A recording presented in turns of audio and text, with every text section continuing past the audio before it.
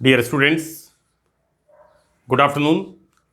Myself, Dr. Ashish Garg, Associate Professor in Chemistry, SET, R.N. Ruia Government College, Ramgarh Shekhawati, district Sikar, Rajasthan. बच्चों, BSc part third में first paper inorganic chemistry, इसमें हमने polymers start किया हुआ है और पॉलीमर्स में टू टाइप ऑफ पॉलीमर्स आपके पाठ्यक्रम सिलेबस के अंदर हैं, दैट इज सिलिकॉन्स एंड फॉस्फेजीन्स। बच्चों, यहां पर सिलिकॉन्स हमने मेथड ऑफ प्रिपरेशंस कंप्लीट कर लिए हैं। Now we start some structural aspects of silicones. कुछ इसकी संरचनात्मक गुण हैं, उनका हम यहां पर अध्ययन करेंगे। देखिए बच्चों, हमने सिलिकॉन्स में जो श्रृंखला है, चेन है, क्योंकि पॉलीमर है इसलिए यहां पर चेन यहां पर होगा। तो चेन हमने देखा यहां पर सिलिकॉन ऑक्सीजन, सिलिकॉन ऑक्सीजन, और सिलिकॉन पर ऑर्गेनिक ग्रुप्स, चाहे वो एल्काइल हो या वो एराइल ग्रुप हो, फिनाइल ग्रुप हो, वो लगे हुए होते हैं। तो बच्चों देखिए, हमने चेन पॉलीमर्स सिलिकॉन के देखे, नंबर 2 साइक्लिक पॉलीमर्स देखे, और तीसरा तरह के हमने बच्चों अध्ययन किया था क्रॉस नेट पॉलीमर्स, क्रॉस बंध बहुलकों का सिलिकॉन्स के। बच्चों यहां पर हम कुछ इसके बहुत इंपॉर्टेंट स्ट्रक्चरल एस्पेक्ट्स हैं, उनको हम देखेंगे। तो यहां पर देखिए बच्चों कि देखिए सिलिकॉन्स की संरचनाओं में कुछ विशिष्ट गुण, सम स्पेसिफिक कैरेक्टर्स, और इन गुणों के कारण सिलिकॉन्स बहुत अधिक उपयोगी पदार्थ हैं। बच्चों, इनकी संरचनात्मक विशेषताएं निम्न हैं। मैं देखिए आपको एक बात क्लियर कर दूं कि हम लोग जब बीएससी थर्ड ईयर में और एमएससी में, और एमएससी के बाद पीएचडी में ड्यूरिंग रिसर्च, एक ग्रीस यूज करते थे फॉर द ग्लासवेयर्स। जो कांच के उपकरण होते हैं उनके जॉइंट्स को कनेक्ट करने के लिए, सॉकेट एंड कोन को कनेक्ट करने के लिए, उसके अंदर हम एक लुब्रिकेंट यूज करते थे, दैट इज सिलिकॉन ग्रीस। मुझे अच्छी तरह से याद आ रहा है। और देखिए सिलिकॉन ग्रीस एक स्टिकी, एक ग्रीस की तरह होती है, और उसको हम ग्लासवेयर्स के लिए, ग्लासवेयर्स में जो जॉइंट्स होते हैं उनके बीच में उसको लगाते हैं, जिससे ग्लासवेयर्स के जॉइंट्स जैम नहीं हो, वो एकदम हार्ड नहीं होते, वहां से वो मतलब क्योंकि सिलिकॉन ग्रीस काफी हद तक नॉन रिएक्टिव होती है, राइट। तो ये बड़ा एक इंपॉर्टेंट यूज है। अब बच्चों देखिए, हम यहां शुरू करते हैं कि कौन किस तरह से इसके स्ट्रक्चरल एस्पेक्ट्स। नंबर 1 यहां पर देखिए कि सिलिकॉन्स में सिलिका की तरह, बच्चों सिलिका में क्या होता है, सिलिकॉन ऑक्सीजन, सिलिकॉन ऑक्सीजन, इस तरह के बॉन्ड्स होते हैं। मैंने बीएससी पार्ट फर्स्ट में सेकंड लेक्चर के अंदर, बीएससी पार्ट फर्स्ट में कोवलेंट बॉन्ड्स में सेकंड लेक्चर के अंदर सिलिकॉन डाइऑक्साइड, सिलिका के स्ट्रक्चर को मैंने काफी अच्छी तरह से डिस्क्राइब किया है कि किस तरह से एक क्वेश्चन था कि CO2 is the gas. CO2 कहां पर है, 14th ग्रुप के अंदर, पीरियोडिक टेबल के 14वें ग्रुप के अंदर कार्बन होता है, और कार्बन के नीचे सिलिकॉन होता है, राइट। तो बच्चों देखिए, मैंने वहां पर डिस्कस किया था कि किस तरह से सिलिका के अंदर बॉन्ड्स स्ट्रॉन्गर होते हैं and silicon dioxide is a solid. तो यहां पर भी क्या होता है कि इनमें स्थायी सिलिका स्ट्रक्चर होता है, और उसमें क्या होता है, इस तरह से silicon oxygen, silicon oxygen, silicon oxygen, silicon, इस तरह से दो सिलिकॉन के बीच में ऑक्सीजन एक कनेक्टिविटी का काम करता है। बच्चों इनके प्रमुख बंध कॉमनली क्या क्या होते हैं, सिलिकॉन ऑक्सीजन होता है, या फिर इसमें होता है सिलिकॉन कार्बन। देखो बेटा, मैंने बार बार इस बात को डिस्कस किया है। इसके इधर आर लगा हुआ है, इधर एल्किल ग्रुप लगा हुआ है। एल्किल ग्रुप का मतलब क्या हुआ? Silicon carbon bonds, right. क्योंकि मैंने 3 तरह के कंपाउंड्स आपको बताए थे सिलिकॉन्स के अंदर। एक बताया था alkyl trichlorosilane number 1, number 2 dialkyl dichlorosilane, number 3 trialkyl monochlorosilane, trialkyl chlorosilane, इस तरह से। तो हम देखते क्या है, यहां पर 2 तरह के बॉन्ड्स इनमें हैं। एक तो है सिलिकॉन ऑक्सीजन और दूसरा बच्चों इसके अंदर होता है सिलिकॉन कार्बन, क्योंकि यहां पर सिलिकॉन से एल्काइल ग्रुप जुड़ा हुआ होता है। तो यहां पर बच्चों इनके अंदर प्रमुख बॉन्ड SiO व SiC दोनों बंध अत्यंत प्रबल हैं। और यहां पर बच्चों सिलिकॉन ऑक्सीजन बॉन्ड की प्रबलता होती है 502 किलो जूल पर मोल, right. So this is our first structural aspect. Now in the second one, इनकी पॉलीमर संरचना में चारों तरफ एल्काइल ग्रुप होने के कारण इनकी संरचना हाइड्रोकार्बन जैसी होती है। बच्चों मैंने क्लासिफिकेशन के अंदर भी बताया है और इसके अलावा सिलिकॉन्स जो हमने सिंथेसाइज किए हैं वहां पर भी मैंने बताया है कि सिलिकॉन के दोनों तरफ या तो लगे होते हैं एल्काइल ग्रुप और या फिर लगे होते हैं एराइल ग्रुप। तो यहां पर पॉलीमर स्ट्रक्चर में एल्काइल और एराइल बच्चों या तो मिथाइल इथाइल है या फिर फिनाइल है। तो ये ग्रुप होने के कारण इनकी संरचना हाइड्रोकार्बन जैसी प्रतीत होती है, right. So this is the second important aspect. Now in the third one, बच्चों यहां पर जैसा मैंने आपको बताया कि इनके अंदर सिलिकॉन ऑक्सीजन और सिलिकॉन कार्बन ये दोनों प्रबल बंध होते हैं, स्ट्रॉन्ग बॉन्ड होते हैं। तो इसके कारण ये यौगिक ऊष्मा के प्रति अत्यंत स्थायी होते हैं, हीट रेजिस्टेंस होते हैं, क्योंकि इनके अंदर silicon carbon and silicon oxygen bonds strong होते हैं। ये बात बच्चों मैंने यहां पर की है, देखिए, है ना, ये बॉन्ड्स यहां पर अत्यधिक प्रबल हैं, इसलिए ये यौगिक ऊष्मा के प्रति स्थायी होते हैं। बच्चों यहां पर कार्बनिक ग्रुप का जब ऑक्सीकरण करते हैं तो क्या होता है, 200 से 250 डिग्री सेंटीग्रेड ताप पर इनका ऑक्सीकरण होता है। देखिए बच्चों यहां पर सिलिकॉन से जो एल्काइल और एराइल ग्रुप लगे हुए हैं, हम इनके ऑक्सीडेशन की बात कर रहे हैं। तो यहां पर जब इन ऑर्गेनिक ग्रुप्स का ऑक्सीकरण कराते हैं तो बच्चों ये 200 से 250 200 टू 250 डिग्री सेंटीग्रेड पर इनका ऑक्सीकरण होता है। और ऑक्सीकरण होने के बाद क्या होता है, जो पॉलीमर की लेयर्स होती हैं वो क्या बनाती हैं, cross net structure polymer, right. Cross net बहुलक का निर्माण यहां पर होता है। चौथा एस्पेक्ट, राइट, इनकी संरचना के कारण हम चौथा बिंदु यहां पर देखेंगे कि इन यौगिकों में सहसंयोजक बंध नहीं होते। नंबर 2, इनके अंदर फ्री इलेक्ट्रॉन्स भी नहीं होते, ना तो कोवेलेंट बॉन्ड्स होते हैं और ना ही इनमें फ्री इलेक्ट्रॉन्स होते हैं। तो बच्चों होता क्या है यहां पर, these are the electrical insulators, ये विद्युत रोधी की तरह कार्य करते हैं। नाउ 5वां बिंदु हम देखेंगे बच्चों कि इनके चारों ओर बच्चों सिलिकॉन ऑक्सीजन सिलिकॉन ऑक्सीजन इस तरह का स्ट्रक्चर होता है बच्चों, और इनके चारों ओर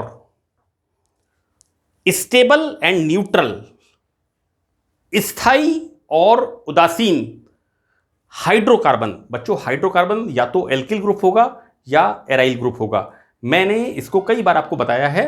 और जब भी हम सिलिकॉन्स के स्ट्रक्चर की बात करते हैं तो बच्चों ऑब्वियसली प्रत्येक सिलिकॉन के साथ 2 या 3 या 1 एल्काइल या एराइल ग्रुप अटैच होता है।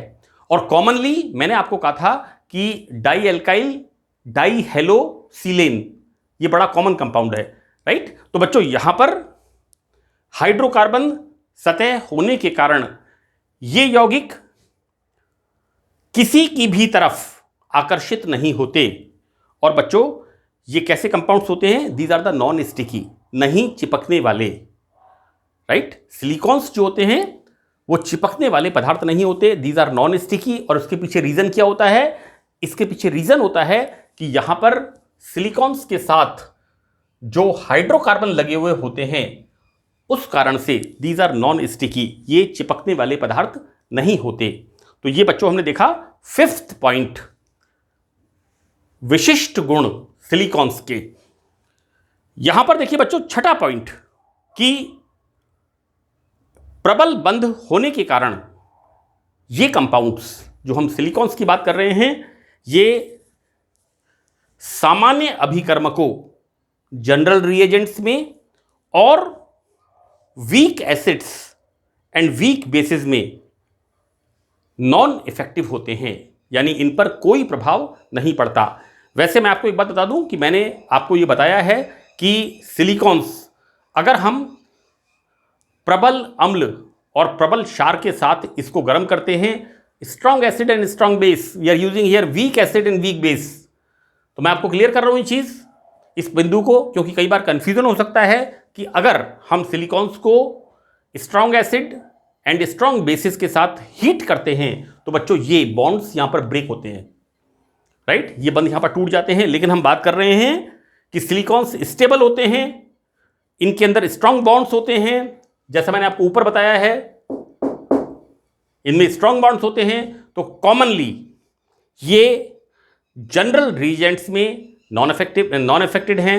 And second thing, week acids and weak base में इनको प्रभावित नहीं करता, राइट। वीक एसिड्स और वीक बेस भी इन सिलिकॉन्स को प्रभावित नहीं करते हैं।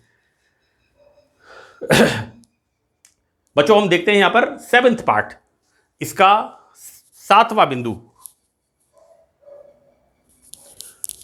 देखिए यहां पर मैंने आपको कई बार बताया है कि इस चेन में चाहे वो सिलिकॉन्स की स्ट्रेट चेन है, सीधी श्रृंखला है, चाहे वो सिलिकॉन्स की रिंग है, चाहे वो सिलिकॉन्स का क्रॉस नेट स्ट्रक्चर है, इन तीनों में होता क्या है? हाइड्रोकार्बन का सिलिकॉन के साथ अटैचमेंट, एल्काइल और एराइल ग्रुप का इनके साथ अटैचमेंट होता है। तो बच्चों इसका एक बड़ा इंपॉर्टेंट प्रॉपर्टी एस्पेक्ट क्या होता है कि सिलिकॉन्स जल में गीले नहीं होते, क्योंकि इनके अंदर प्रचुर मात्रा में बहुतायत में एल्काइल समूह उपस्थित होते हैं, जो कि कार्बनिक समूह होते हैं। और कार्बनिक समूह और water is the inorganic solvent, इसका कोई लेना देना नहीं है। तो यहां पर ये जल में गीले नहीं होते, अर्थात वाटर रिपेलेंट की तरह कार्य व्यवहार करते हैं, प्रतिकर्षी, पानी प्रतिकर्षी की तरह ये व्यवहार करते हैं। और इसका कारण इसमें चारों ओर स्थायी व उदासीन हाइड्रोकार्बन का उपस्थित होना है, राइट। तो it's again A important point. देखिए बच्चों मैं आपको बताऊं कि हम मार्बल, ग्रेनाइट और बहुत सारी जगह शूज की पॉलिश होती है, मैंने यूजेस में लिखा है इसके अंदर, कार पॉलिश होती है। आप देखिए कार के ऊपर हम सिलिकॉन पॉलिश करते हैं, उसके बाद पानी गिरता है, एकदम तेजी से चला जाता है, and these act as a water repellent, right. मैं इसको यूजेस में बताऊंगा आपको। अभी मैं आपको इनके कुछ इंपॉर्टेंट प्रॉपर्टीज के बारे में बता रहा हूं कि यहां पर silicon oxygen and silicon carbon bonds जो इनमें होते हैं, तो इनकी प्रॉपर्टीज कॉमनली क्या होती है। यहां पर देखिए बच्चों आठवां बिंदु है कि सिलिकॉन्स में ऊष्मा के पैरामीटर्स, यहां पर हम कहना चाहिए कि ऊष्मा के पैरामीटर में हम कहना चाहिए कि स्टेबिलिटी विद द टेम्परेचर। इसको ऊष्मा के पैरामीटर से मतलब है ताप में स्थायित्व, राइट। तो बच्चों सिलिकॉन्स में ऊष्मा के पैरामीटर से कार्बनिक समूह के स्थायित्व का घटता हुआ क्रम होता क्या है? यदि सिलिकॉन में, this is not PH3, this is phenyl, right, this is not PH3, simple C6H5 group होगा। बच्चों देखिए यहां पर यदि फिनाइल ग्रुप लगा हुआ है तो यहां पर फिनाइल ग्रुप सबसे ज्यादा स्टेबल होगा, उसके बाद मिथाइल ग्रुप स्टेबल होगा, उसके बाद बच्चों इथाइल ग्रुप स्टेबल होगा एंड देन प्रोपाइल ग्रुप। इस तरह से हम देखते हैं कि यहां पर सिलिकॉन्स के अंदर जो एल्किल ग्रुप या एरिल ग्रुप होते हैं उनके स्थायित्व का क्रम किस किस रेफरेंस में, ऊष्मा के पैरामीटर, है ना, तापीय स्थायित्व कह सकते हैं हम कि कार्बनिक समूहों का तापीय स्थायित्व किस तरह से होता है, ये सबसे ज्यादा स्टेबल होते हैं। यानी एराइल ग्रुप जिन सिलिकॉन्स में होता है वो सबसे ज्यादा स्टेबल होते हैं। तो बच्चों ये बड़ी इंपॉर्टेंट प्रॉपर्टीज हैं जिनको मैंने बात की है, क्योंकि मैं आगे जब सिलिकॉन्स के एप्लीकेशंस को हम डिस्कस करेंगे, इसके अनुप्रयोग नंबर 1 और नंबर 2 इसके इंडस्ट्रियल यूजेस जब हम देखेंगे, राइट, तो बच्चों इन प्रॉपर्टीज को इनको पढ़ना जरूरी है, क्योंकि हम इनके एप्लीकेशंस एंड इंडस्ट्रियल एप्लीकेशंस उनमें ये प्रॉपर्टीज एक बड़ा इंपॉर्टेंट रोल है। उनको समझने के लिए इन प्रॉपर्टीज को समझना बहुत जरूरी है। एक्चुअली जो सिलिकॉन्स हैं दीज आर द लिक्विड्स। मैं आपको बता दूं बच्चों, बहुत सारे कार के आजकल लिक्विड पॉलिश आती हैं। मैं बहुत ज़्यादा बताना नहीं चाहता, मैं भी यूज़ करता हूँ।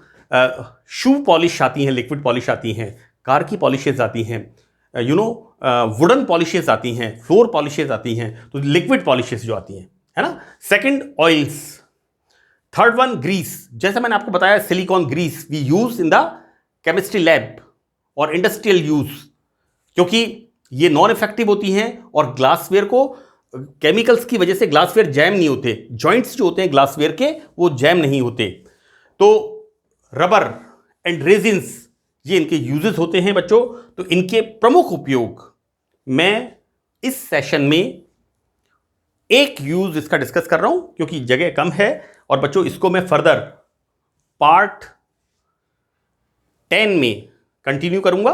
तो देखिए क्या होता है यहां पर, यदि सिलिकॉन्स में 200 से 500 इकाइयां अगर सीधी श्रृंखला युक्त पॉलीमर, तो बच्चों these are the silicones liquids होते हैं, राइट।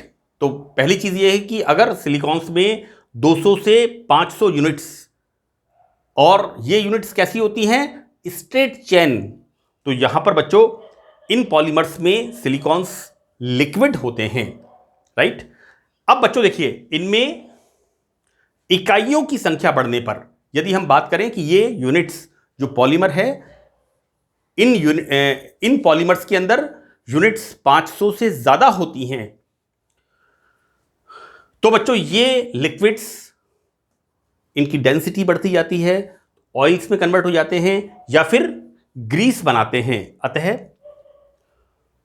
ब्रिजेस, बच्चों ब्रिजेस के अंदर क्या होता है कि इनका ब्रिजेस में यूज होता है और एक ग्लास का यूज होता है, जिससे ये वाटर रेजिस्टेंट होते हैं।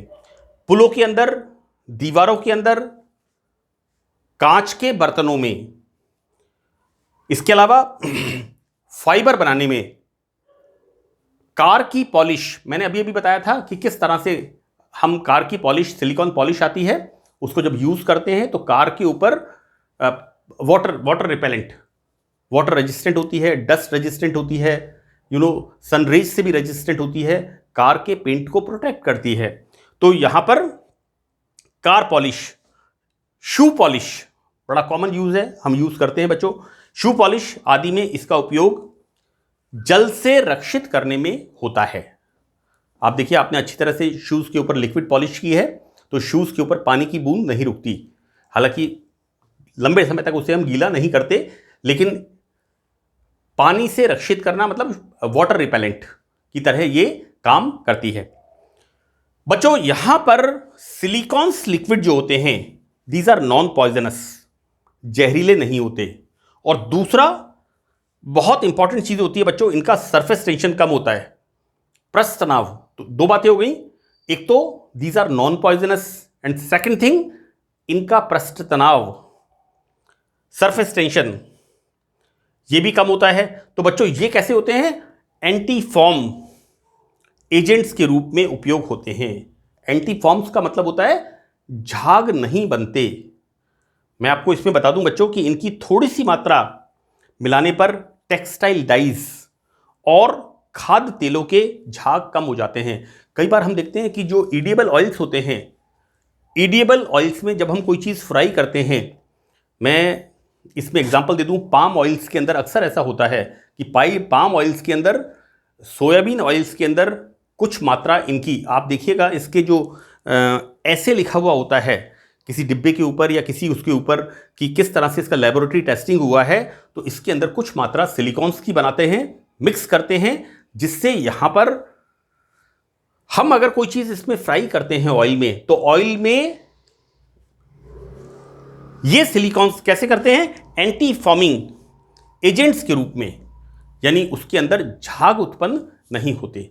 तो बच्चों, ये मैंने आपको सिलिकॉन्स के एप्लीकेशंस अनुप्रयोग शुरू किए हैं, और सिलिकॉन्स के अनुप्रयोग में ये मैंने पहला अनुप्रयोग लिखा है। मैं एक बात आपको बता दूं बेटा कि आप लोग अपने एग्जामिनेशन के हिसाब से अगर आपको ये 8 पॉइंट लगते हैं, तो आप कम से कम 5 या 6 पॉइंट्स तो आप जरूर, क्योंकि आप 4-5 बार इस लेक्चर को सुनेंगे और एक बार आप लिखेंगे, तो आपको 5-6 पॉइंट्स तो आपको जरूर याद हो जाएंगे। इसी प्रकार से जो सिलिकॉन्स के एप्लीकेशंस हैं, ये भी अक्सर 1-1.5 नंबर के पूछ लेते हैं, है ना, कि सिलिकॉन्स का संश्लेषण लिखिए, सिलिकॉन्स के स्ट्रक्चर लिखिए और सिलिकॉन्स के एप्लीकेशंस लिखिए, ठीक है ना। तो यहां पर अनुप्रयोग के अंदर जितना आपसे हो सके, क्योंकि जरूरी नहीं है, मैंने हालांकि मैटर को काफी यहां पर शॉर्ट करने की कोशिश की है, और जितना भी इंपॉर्टेंट पार्ट है वो मैंने इंपॉर्टेंट पार्ट यहां पर लिखा है। तो मेरी बेस्ट विशेस हैं कि आप अच्छी तरह से घर बैठ के अपना अध्ययन जारी रखें। मैं बराबर ऑडियो विजुअल लेक्चर्स रिकॉर्ड करके आप तक पहुंचाता रहूंगा। आप लोग ध्यान से 2-2, 3-3 बार इन्हें सुने और थोड़ा समझने की कोशिश करेंगे, तो आप बड़ा एंजॉय करेंगे। बच्चों, that's all in this session. Next part में, पार्ट 10 के अंदर मैं सिलिकॉन्स के एप्लीकेशंस को डिस्कस करूंगा।